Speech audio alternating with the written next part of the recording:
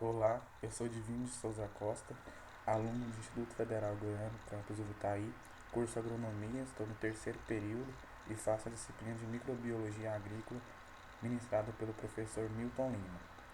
Estarei apresentando um artigo que tem como título Características fenotípicas e diversidade genética de rizobos nodulantes da soja em solos do Egito.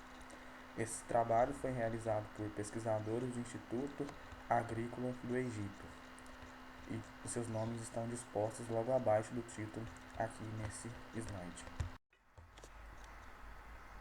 Nesse slide contém a capa original do artigo, que foi publicado pelo Jornal Europeu de Biologia do Solo, com o nome do, do artigo traduzido para o inglês, assim também como os nomes dos respectivos pesquisadores que desenvolveram esse projeto no Egito.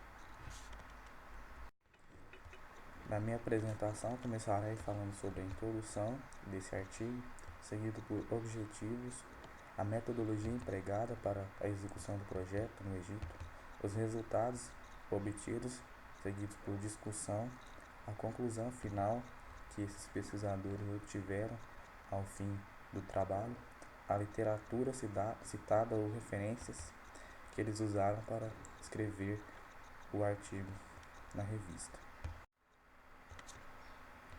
Nesse slide contém a introdução do artigo desenvolvido pelos pesquisadores. E para dar início à minha apresentação, preciso dizer algumas características voltadas à soja, como por exemplo, ela é uma grande fonte de proteínas tanto para os humanos quanto para os animais.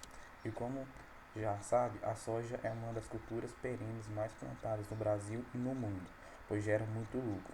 Isso pela sua grande utilidade em fabricação de ração para animais e aves, e quanto pelo seu grande potencial de extração de óleo vegetal, muito utilizado na cozinha das pessoas de todos os lugares do mundo.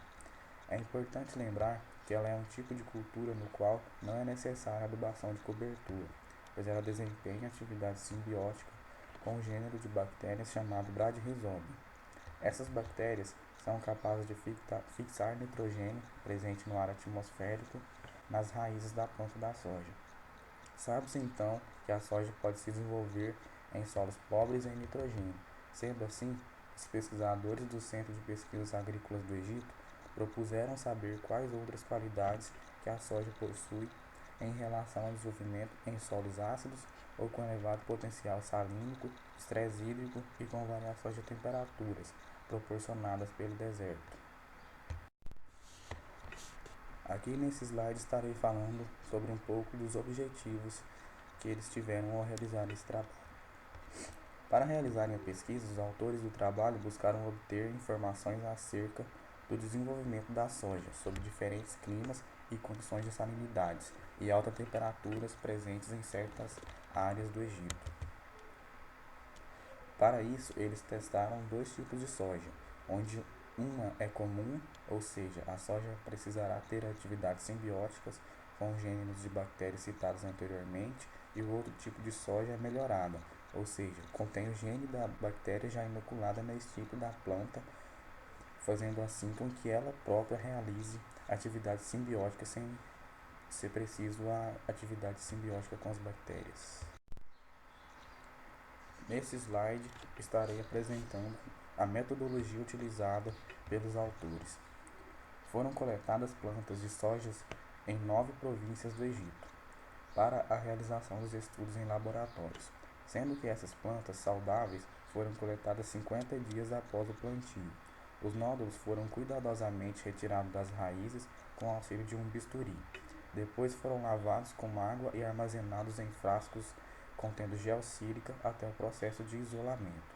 Os nódulos foram esterilizados com a lavagem feita com etanol a 95% e depois colocados em uma solução de hipoclorito de sódio a 3% e lavados em 6 repetições por água destilada. Após todo o processo descrito anteriormente, esses nódulos foram esmagados e dissolvidos em 1 ml de água também destilada. O extrato formado foi colocado no meio agar. Depois disso, foram incubados a 28 graus Celsius durante 3 dias. Foram retiradas a amostra do solo de onde foram coletadas as cepas para a realização de análises em laboratórios. A tolerância dos isolados ao alto pH foi examinado pelo crescimento das raízes no meio árido, assim também como a tolerância à salinidade e às altas temperaturas. Houve também o recolhimento de dados microbianos das amostras após 5 dias de incubação e, por fim, houve replicagem de genes usando o processo de PCR e comparou-se a uma planta que serviu como referência.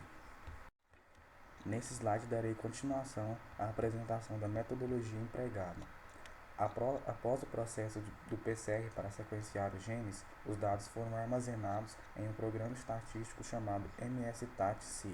Esse software é capaz de armazenar os dados e compará-los, obtendo assim a variabilidade genética das plantas.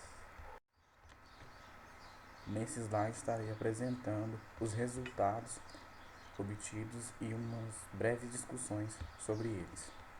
A eficiência dos isolados de soja locais foi feita pelo teste de nodulação das plantas, que apresentaram bem mais nódulos que as outras plantas que não são egípcias. Em relação às plantas que foram inoculadas, não houve presença de nenhum nódulo em suas raízes. O peso seco da parte aérea das plantas não inoculadas foram significativamente maiores que os das plantas que sofreram inoculação, confirmando assim uma maior capacidade para se desenvolver naquela região, sendo que as plantas que se sobressaíram tinham mais números de nódulos em suas raízes, confirmando a importância da formação de associação simbiótica para o bom desenvolvimento da soja. Houve também uma grande variedade genética da soja local quando comparada a outra soja. Isso foi mostrado com o auxílio do software MSTAT-C. Essa soja também sobressaiu em condições um pouco mais ácidas com pH 5 e algumas plantas conseguiram sobreviver em condições de pH 4, ou seja, muito ácido. Quanto à produtividade, a soja teve maior facilidade em se desenvolver e teve em suas raízes maiores quantidades de nódulos, saíram melhores que as outras, contendo maior quantidade de grãos, sendo eles mais bem desenvolvidos e em maior quantidade, sendo essa soja representada por cepas de espécies e gêneros locais. Nesse slide contém as conclusões obtidas após o final do projeto.